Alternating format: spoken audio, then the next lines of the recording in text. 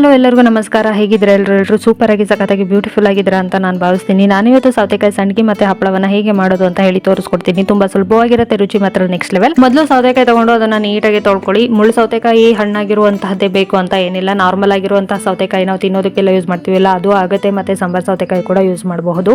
ಅದನ್ನ ನೀಟಾಗಿ ತೊಳ್ಕೊಂಡ ನಂತರ ಅದನ್ನ ಮೇಲ್ಗಡೆ ಇರುವಂತಹ ನೀರನ್ನೆಲ್ಲ ನೀಟಾಗಿ ಡ್ರೈ ಆಗೋದಕ್ಕೆ ಬಿಡಬೇಕು, ಅಥವಾ ಒಣಗಿರುವಂತಹ ಕ್ಲಾತ್ ಅಲ್ಲಿ ನೀಟಾಗಿ ಒರೆಸಿಟ್ಕೋಬೇಕು. ಒಂದು ಹನಿ ನೀರು ಕೂಡ ಇರಬಾರ್ದು. ಅದಾದ್ಮೇಲೆ ಈ ತರ ಚಿಕ್ಕ ಚಿಕ್ಕ ಪೀಸ್ಗಳಾಗಿ ಮಾಡಿಕೊಂಡು ಇದನ್ನ ನೀಟಾಗಿ ತುರ್ಕೋಬೇಕು. ಈ ತರ ಕೊಬ್ಬರಿ ತುರಿಯೋದಿರುತ್ತಲ್ಲ ಅದರಲ್ಲಿ ನೀಟಾಗಿ ತುರ್ಕೋಬೇಕು. ಹಣ್ಣಾಗಿರುವಂತಹ ಸೌತೆಕಾಯಿ ಇತ್ತು ಅಂತಂದ್ರೆ ಸಿಪ್ಪೆ ಸಮೇತನೇ ತುರಿಬೇಕು. ಆಕ್ಚುಲಿ ಹಣ್ಣಾಗಿರುವಂತಹ ಸೌತೆಕಾಯಿ ಇತ್ತು ಅಂತಂದ್ರೆ ಅದು ಸಿಪ್ಪೆ ತನಕ್ ತಾನೇ ಬಂದ್ಬಿಡುತ್ತೆ. ಸೊ ಆಗ ಆ ಸಿಪ್ಪೆನ ಹಾಕಕ್ ಹೋಗ್ಬೇಡಿ, ಅದನ್ನ ಬಿಸಾಡಿ. ಅದನ್ನ ಯೂಸ್ ಇಲ್ಲ ನಮಗೆ. ಅಕಸ್ಮಾತ್ ಆಗಿ ಹಸಿದಿತ್ತು ಅಂತ ಅಂದ್ರೆ ನಮಗೆ ಸಿಪ್ಪೆ ಸಮೇತ ತುರ್ಕೊಬಿಡಿ. ನೋಡಿ, ನಾನಿಲ್ಲಿ 1.5 kg ಆಗುವಷ್ಟು ಮುಳ್ಳು ಹಣ್ಣು ಸೌತೆಕಾಯಿನ ತಗೊಂಡಿರೋದು. ಇದನ್ನ ಒಂದ್ ಹತ್ರ ಎತ್ತಿಟ್ಕೊಳ್ಳೋಣ. ತುರ್ದೆಲ್ಲ ಆಯ್ತು. ಆನಂತರ ಇದಕ್ಕೆ ಬೇಕಾಗಿರುವಂಥ ಇಂಗ್ರೀಡಿಯೆಂಟ್ಸ್ನ ರೆಡಿ ಮಾಡ್ಕೊತಾ ಹೋಗೋಣ ಬನ್ನಿ. ನೋಡಿ, ಈ 1 ಟೀ ಗ್ಲಾಸ್ ಅಷ್ಟು ತಗೊಂಡಿದ್ದೀನಿ, ಇಷ್ಟು ದೊಡ್ಡ ಲೋಟ. ಇದರಲ್ಲಿ 1 ಟೀ ಗ್ಲಾಸ್ ಅಷ್ಟು ಉದ್ದಿನ ಬೇಳೆಯನ್ನ ತಗೊಂಡು ಅದನ್ನ ನೀಟಾಗಿ ಪೌಡ್ರ್ ಮಾಡ್ಕೊ. ಫುಲ್ ಇರಬೇಕು ಉದ್ದಿನ ಬೇಳೆ, ಫುಲ್ ಆ ಲೋಟದಲ್ಲಿ ಫುಲ್ ತಗೊಂಡು ಇದನ್ನ ಪೌಡ್ರ್ ಮಾಡ್ಕೊಂಡ್ ಬರಬೇಕು. ನೀರೇನು ಹಾಕೋ ಹಾಗಿಲ್ಲ, ಹಾಗೆ ಡ್ರೈ ಆಗಿ ಪೌಡ್ರ್ ಆಗಿರ್ಬೇಕು. ನೋಡಿ, ಈ ಲೆವೆಲಲ್ಲಿ ಇರಬೇಕು ಪೌಡ್ರು. ತುಂಬಾ ಸಾಫ್ಟ್ ಆಗಿರ್ಬೇಕು. ನೋಡಿ, ಈ ತರ ನುಣ್ಣಗೆ ಪೌಡರ್ ಆಗಿರ್ಬೇಕು. ನೀರು ಯಾವುದಕ್ಕೂ ಹಾಕೋ ಹೋಗಿಲ್ಲ. ಆನಂತರ ಮೊದಲೇ ಹಿಂದಿನ ದಿನ ನೈಟು 2 ಟೀ ಗ್ಲಾಸ್ ಅಷ್ಟು ಸಾಬಕ್ಕಿನ ನೆನೆಸಿ ಇಟ್ಕೊಂಡಿದ್ವಿ. ನೋಡಿ, ಹಿಂದಿನ ದಿನ ನೆನೆಸ್ಕೊಟ್ಟಿರುವಂತಹ ಸಾಬಕ್ಕಿ ಇದು ಈ ತರ ನೆಂದಿರಬೇಕು. ಇದನ್ನ ಒಂದ್ ಹತ್ರ ಎತ್ತಿಟ್ಕೊಳ್ಳಿ. ಆನಂತರ ಸೇಮ್ ಉದ್ದಿನ ಬೇಳೆ ತಗೊಂಡಿದ್ರಲ್ಲ ಅದೇ ಗ್ಲಾಸಲ್ಲಿ 1 ಗ್ಲಾಸ್ ಆಗುವಷ್ಟು ಅಕ್ಕಿ ಹಿಟ್ಟನ್ನ ತಗೋಬೇಕು. ಅಕ್ಕಿ ಹಿಟ್ಟಿಲ್ಲ ಅಂತಂದ್ರೆ ರವೆ ಕೂಡ, ಅಕ್ಕಿ ರವೆಯನ್ನ ಕೂಡ ಯೂಸ್ ಮಾಡಬಹುದು. ಅಕ್ಕಿದೇ ಯೂಸ್ ಮಾಡಬೇಕು. ರವೆ ಹಾಕಿದ್ರೆ ಇದರಲ್ಲಿ ಅರ್ಧ ಕಪ್ ಮಾತ್ರ ಹಾಕಬೇಕು. ಆಗ ಅಕ್ಕಿ ಹಿಟ್ಟನ್ನ ಹಾಕೋ ಹಾಗಿಲ್ಲ. ರವೆ ನೀರನ್ನ ಹೀರ್ಕೊಳ್ಳುತ್ತೆ, ಹಾಗಾಗಿ ರವೆ ಹಾಕಿದ್ರೆ ಅಕ್ಕಿ ಹಿಟ್ಟು ಹಾಕಕ್ ಹೋಗ್ಬೇಡಿ. ಈಗ ತುರಿದಿಟ್ಕೊಂಡಿರುವಂತಹ ಸೌತೆಕಾಯಿ ತಗೊಂಡು ಅದಕ್ಕೆ ಇದಿಷ್ಟೂ ಹಾಕ್ಬಿಡಿ. ಅಕ್ಕಿ ಹಿಟ್ಟು, ಪೌಡರ್ ಮಾಡ್ಕೊಂಡಂತಹ ಉದ್ದಿನ ಬೇಳೆ, ನೆನೆಸಿಟ್ಟು ತೊಳೆದಿಟ್ಟಿರುವಂತಹ ಸಾಬಕ್ಕಿಯನ್ನ ಆ್ಯಡ್ ಮಾಡಿ ಚೆನ್ನಾಗಿ ಮಿಕ್ಸ್ ಮಾಡಿ. ನೋಡಿ, ಈ ರೀತಿಯಾಗಿ ಮಿಕ್ಸ್ ಮಾಡಬೇಕು. ಇದೆಲ್ಲ ಇಂಗ್ರೀಡಿಯೆಂಟು ನೀಟಾಗಿ ಮಿಕ್ಸ್ ಆದ ನಂತರ ನೋಡಿ ಈ ರೀತಿಯಾಗಿ ಮಿಕ್ಸ್ ಆಗಬೇಕು. ಈ ತರ ಮಿಕ್ಸ್ ಮಾಡಿದ ನಂತರ ಇದನ್ನ 1 ಗಂಟೆ ಬಿಟ್ಬಿಡಿ. ಇದು ನೆನ್ಕೊಳ್ಳಿ. ಆ ನಂತರ ಇದಕ್ಕೆ ಬೇಕಾಗಿರುವಂತಹ ಉಳಿದಿರುವ ಇಂಗ್ರೀಡಿಯೆಂಟ್ಸ್ನ ನಾವು ರೆಡಿ ಮಾಡ್ಕೊಳ್ಳೋಣ. ನೋಡಿ, ನಾನಿಲ್ಲಿ ಖಾರಕ್ಕೆ ಅನುಗುಣವಾಗಿ ನಾರ್ಮಲ್ ಖಾರ ಇರುವಂತಹ 20 ಮೆಣಸಿನಕಾಯಿನ ತಗೊಂಡಿದ್ದೀನಿ.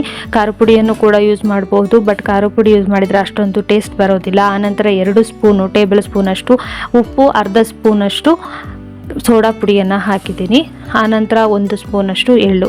ಇದಿಷ್ಟನ್ನ ಒಂದು ಕಡೆ ಎತ್ತಿಟ್ಕೊಳ್ಳೋಣ. ಆನಂತರ ಉಳಿದಿರುವಂತಹ ಇಂಗ್ರೀಡಿಯೆಂಟ್ಸ್ನ ಸೆಟ್ ಮಾಡ್ತಾ ಹೋಗೋಣ.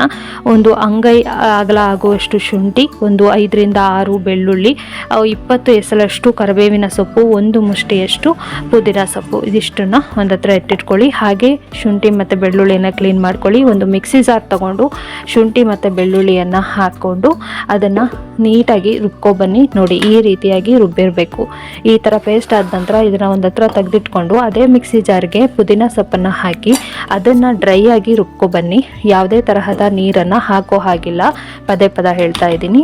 ನೋಡಿ, ಈ ಥರ ಡ್ರೈ ಆಗಿ ಉದುರುದ್ರಾಗಿದ್ರೆ ಸಾಕು. ಈ ಥರ ಇದನ್ನ ಒಂದು ಹತ್ರ ಎತ್ತಿಟ್ಕೊಳ್ಳಿ. ಆನಂತರ ಇಟ್ಕೊಂಡಿರುವಂತಹ ಎಲ್ಲ ಕರಿಬೇವಿನ ಸೊಪ್ಪನ್ನು ಈ ಥರ ನೀಟಾಗಿ ಬಿಡಿಸ್ಕೊಂಡು ಅದನ್ನು ಚಿಕ್ಕದಾಗಿ ಹೆಚ್ಕೋಬೇಕು. ತುಂಬ ಚಿಕ್ಕದಾಗಿ, ಎಷ್ಟು ನಿಮಗೆ ಸಾಧ್ಯ ಆಗುತ್ತೋ ಅಷ್ಟು ಚಿಕ್ಕದಾಗಿ ಹೆಚ್ಚಿಟ್ಕೊಳ್ಳಿ.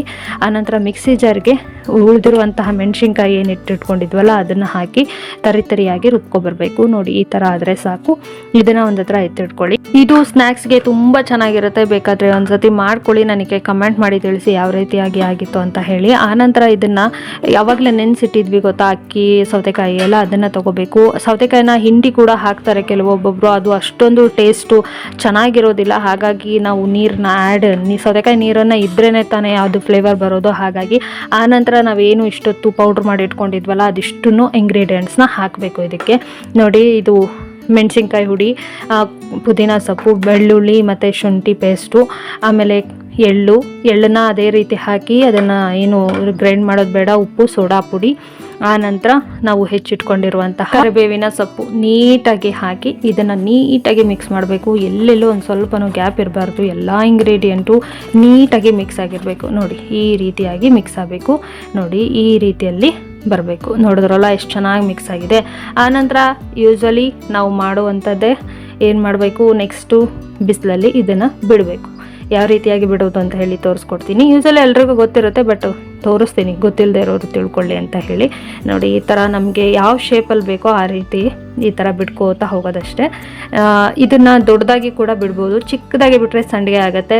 ಸ್ವಲ್ಪ ದೊಡ್ಡದಾಗಿ ಬಿಟ್ವಿ ಅಂತಂದರೆ ಹಪ್ಪಳ ಥರ ಆಗುತ್ತೆ, ತುಂಬ ಚೆನ್ನಾಗಿರುತ್ತೆ. ಇದನ್ನು 2 days ಒಣಗಿಸ್ಲೇಬೇಕು. ನೀರು ಹಿಂಡದೇ ಇದ್ರೂ 2 days ಒಣಗಿಸ್ಲೇಬೇಕು.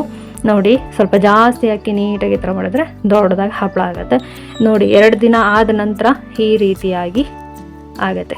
ಎಷ್ಟು ಚೆನ್ನಾಗಿ ಬಂದಿದೆ ನೋಡಿ. ಇದನ್ನ ನೀಟಾಗಿ ಗರಿ ಅನ್ನೋ ಥರ ಒಣಗಿಸಿ ಇಟ್ಕೊಂಡ್ರೆ ನಾವು 1-1.5 ವರ್ಷದವರೆಗೂ ಇಡಬಹುದು. ಯಾವುದೇ ರೀತಿಯಾಗಿ ಹಾಳಾಗೋದಿಲ್ಲ. ನೀಟಾಗಿ ಒಣಗಿಸ್ಬೇಕು ಅಷ್ಟೇ. ನೋಡಿ ಎಷ್ಟು ಚೆನ್ನಾಗಿ ಬಂದಿದೆ ಅಂತಂದರೆ ಅಷ್ಟು ಚೆನ್ನಾಗಿ ಬಂದಿದೆ. ಸ್ನ್ಯಾಕ್ಸ್ಗೆ ತುಂಬ ಚೆನ್ನಾಗಾಗುತ್ತೆ. ನಾವು ತಲಪೆಟ್ಟು ಎಲ್ಲ ತಿಂತೀವಲ್ವ, ಸೇಮ್ ಅದೇ ಥರ ಅನಿಸುತ್ತೆ. ಬೇಕಾದರೆ ನಮಗೆ ಎನಿ ಟೈಮು ಸೌತೆಕಾಯಿ ಸಿಗೋದಿಲ್ಲ ಅಲ್ವಾ ತಲೆಗೆ ಪಟ್ಟು ಮಾಡೋದಕ್ಕೆ. ಸೊ ಈ ಥರ ಮಾಡಿಟ್ಕೊಳ್ರಿ, ಸೇಮ್ ತಲಪೆಟ್ಟು ತಿಂದಂಗೆ ಆಗುತ್ತೆ. ಇದನ್ನು ಎಣ್ಣೆ ಹಾಕ್ಬಿಟ್ಟು ಡೀಪ್ ಫ್ರೈ ಕೂಡ ಮಾಡಬಹುದು, ಅಥವಾ ಸ್ವಲ್ಪ ಎಣ್ಣೆ ಹಾಕ್ಬಿಟ್ಟು ಹಾಗೆ ಕೂಡ ಹಂಚಿಟ್ಬಿಟ್ಟು ಫ್ರೈ ಮಾಡ್ತೀವಲ್ವ ಆ ರೀತಿ ಕೂಡ ಫ್ರೈ ಮಾಡಬಹುದು. ನೋಡಿ ಎಷ್ಟು ಚೆನ್ನಾಗಿ ಬಂದಿದೆ. ನೀವು ನಿಮ್ಮ ಮನೇಲಿ ಮಾಡ್ಕೊಳ್ಳಿ, ಯಾವ ರೀತಿಯಾಗಿ ಇತ್ತು ಅಂತ ಹೇಳಿ ನನಗೆ ಕಮೆಂಟ್ ಮಾಡಿ ತಿಳಿಸ್ಬೇಕು ಅಂತ ಹೇಳಿ. Thank you so much guys.